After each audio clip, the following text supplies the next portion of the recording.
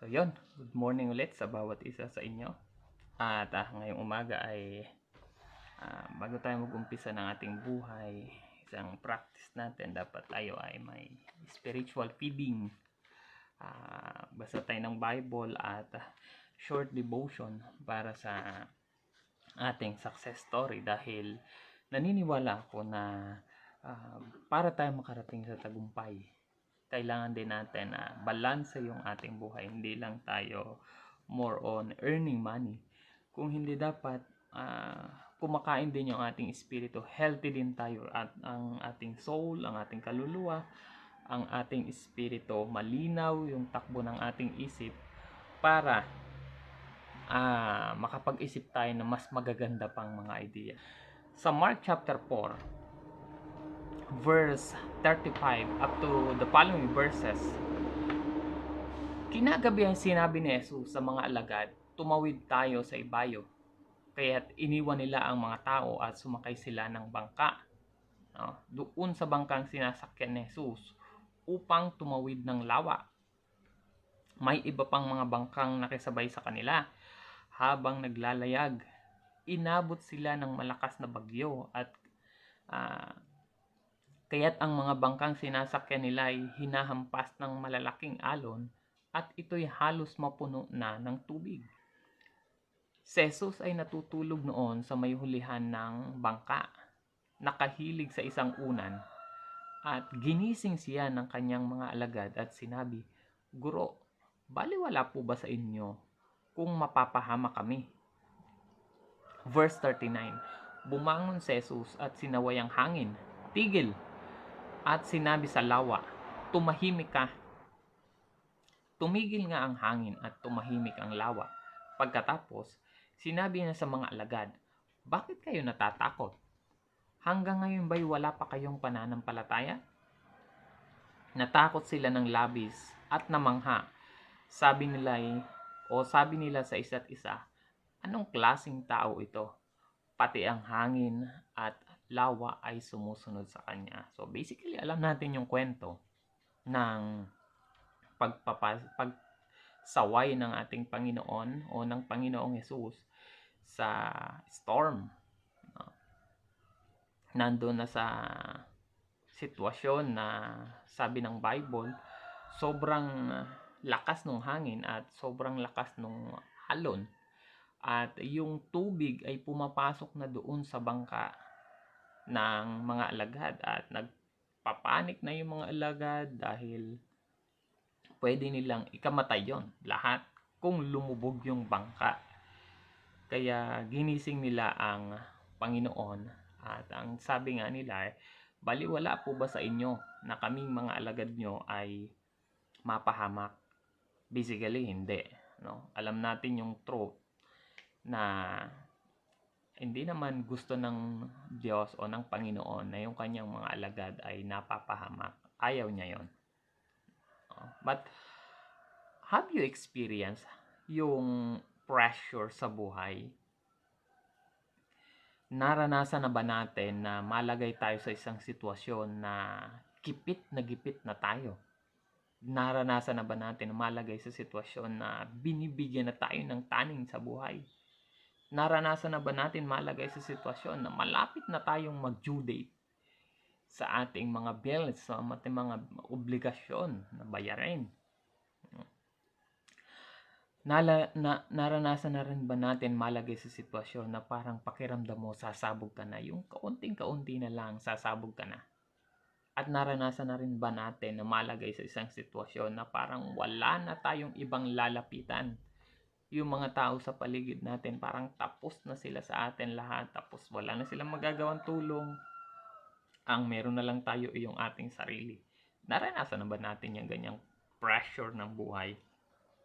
Well, I believe na lahat naman tayo ay may kanya-kanyang karanasan. No? Dumating na tayo doon sa point na parang pakiramdam natin ay sobrang gipit, takot na tayo, nangangamba na tayo, balisaan na tayo, at hindi na natin alam ang ating gagawin. Now, what if I tell you na kung kasama natin si Jesus ay pwede tayong maligtas sa kapahamakan?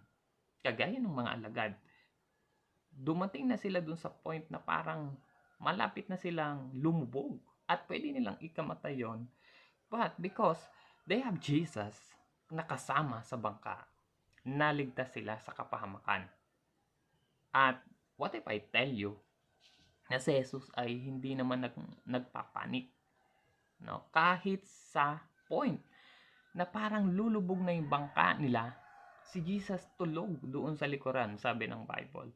And what if I tell you na pwede rin nating maranasan na maging payapa sa gitna ng bagyo? You have Jesus.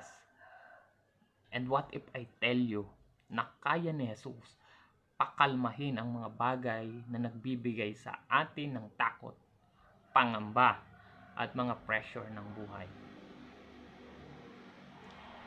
Kaya ni Jesus. If you have Jesus in your life, magagawa nating maging kalmado sa gitna ng mga pagsubok. Hindi tayo na i-exempt as believer sa lahat ng pagsubok sa buhay, sa lahat ng pressure sa buhay, sa lahat ng mga alalahanin sa buhay. Hindi tayo na i-exempt dyan. But the advantage, the blessing of having Jesus in our life ay pwede nating lampasan o daanan yung mga bagyo na yan ng buhay nang tayo ay payapa, kalmado, at nananalig. Ayaw ng Diyos, ayaw ng Panginoon na mapahamak isa man sa kanyang mga alagad. So ngayon naman, after natin na mag-devotion, ay ready naman para sa exercise na bike, short na hindi naman to long ride, kundi short ride lang para lang pawisan, dahil kailangan naman natin na healthy yung ating katawan. Kasi kung hindi healthy yung ating katawan, may sakit tayo, paano natin mararating yung ating tagumpay, mga pangarap sa buhay? Kaya healthy dapat tayo spiritual, healthy tayo physical, at financial, mental, healthy tayo lahat. Balance para maabot natin yung ating tagumpay. So samahan nyo ako.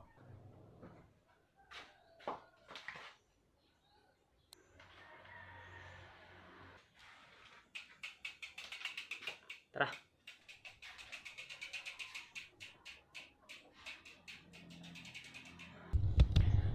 So ngayon, bike tayo.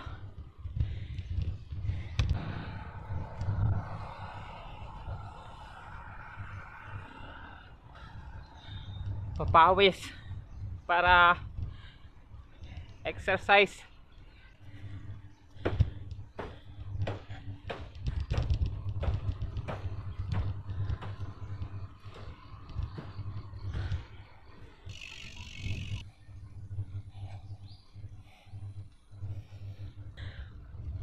Kaya kailangan mag-ready. Ayan na. Simula na ng ahon. So ang maganda talaga dito sa probinsya, Palawan, pag nagbike ka, sobrang fresh pa yung hangin na malalanghap mo. Kaya tulong na rin sa ating katawan. Hindi pa siya polluted.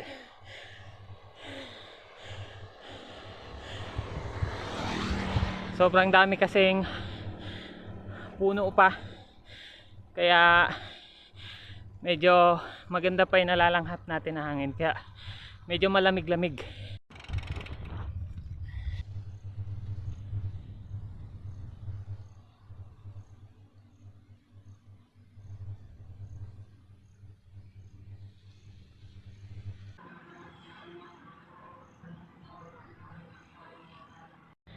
So mataas-taas yung inahon natin, mahaba-haba, at medyo magandang pawis. So yan, gilid ay malalim na, bangin. So mataas yung inahon, pero ito lang naman kasi yung gusto kong puntahan dito. So dito na lang tayo pahinga at Pagkatapos nito, uwi naman para gawin yung mga dapat nating gawin. Pakita ko lang sa inyo yung lugar. Ang ganda. So, yan siya guys. Ito medyo malalim na. Pero ayan, kitang-kita yung ano. Tapos ang maganda dito, yung hangin talaga masarap sa pakiramdam. Medyo relaxing talaga.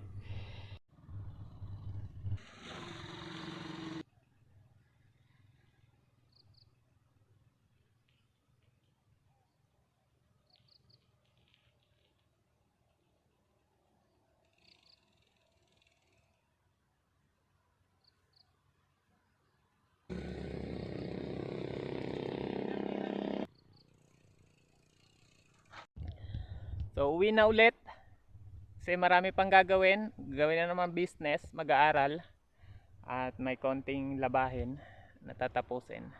So tara. Yon, pagkatapos ng lahat ng ginawa umaga kanina, devotion at jogging or bike, pagka uwi ay ginawa yung mga dapat gawin. At ngayon namang hapon 1:57 PM ay business ulit, online business ulit tayo. At ito yung ginagawa natin every day na pag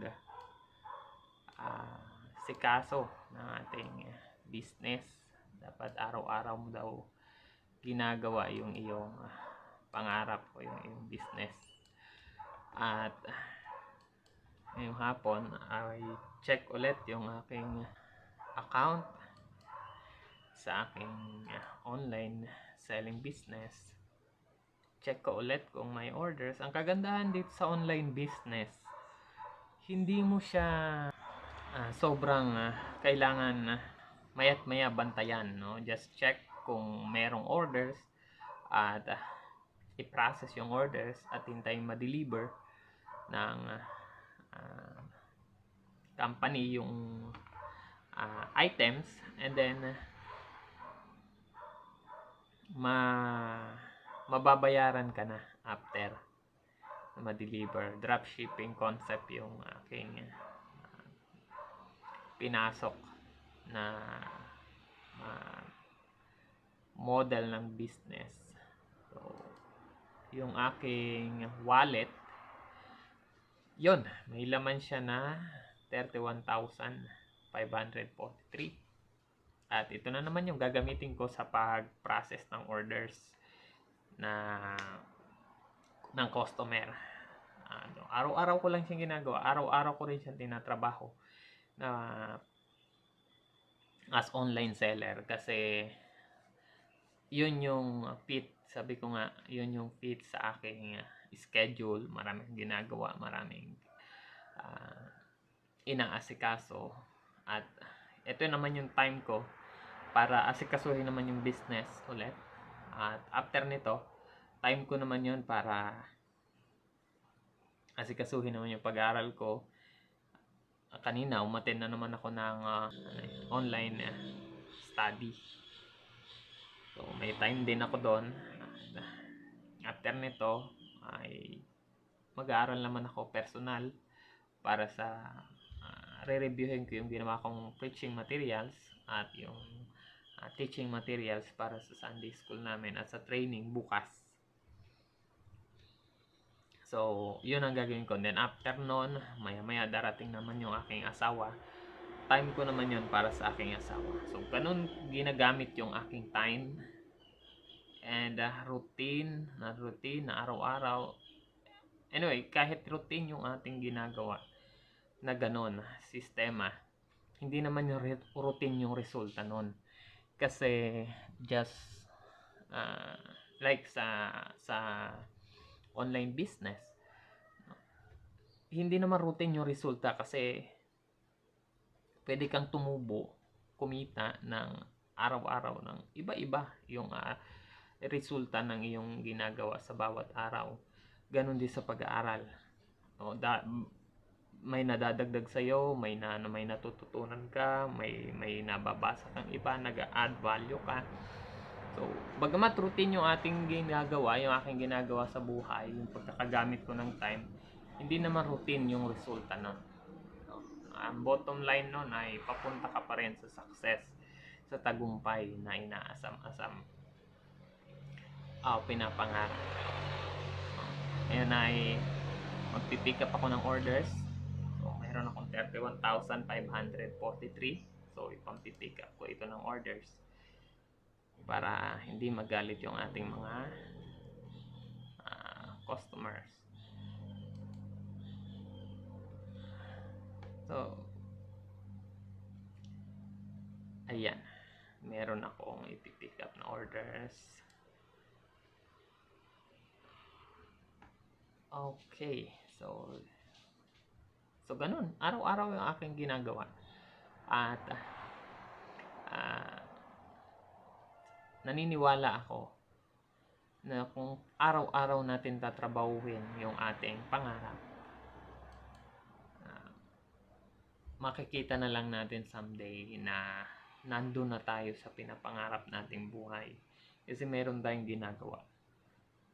Ang mahirap kasi yung meron tayong pangarap tapos wala tayong ginagawa. Kailangan natin may gawin doon sa ating pangarap. Kasi hindi mo mararating ang isang bagay kung hindi mo yun sasadyain puntahan. Hindi mo ma-experience ang isang bagay kung tinatanaw mo lang siya. Pero kung wino-work up mo siya everyday, naniniwala ako na mararanasan mo yung resulta. So, yun lang muna sa ngayon. At day 5 na ito ng aking ginagawang journey. At nakaka-challenge pala na mag-upload o maggawa ng video, maggawa ng ganitong kwento. At maganda din dahil napupuwersa kang o napuporce ka na gumawa, trumabaho, nakaka-excite din siya gawin. At tingnan natin, 10 years. Kung gagawin natin ito ng tuloy-tuloy, ay sigurado naman ako na may resulta to kesa sa wala. Sa ngayon, day 5 ito ng aking ginagawang journey. At nawa in the future ay maging beneficial ito para sa mga susunod na henerasyon. At ang gusto ko lang naman, ma-record ko yung aking mga ginawa para after 10 years, kasi hindi ko na mababalikan tong oras na to. Pero kung na-record ko, mapapanood ko pa. So, yun lang muna sa ngayon. Samahan niyo ulit ako bukas para sa day 6.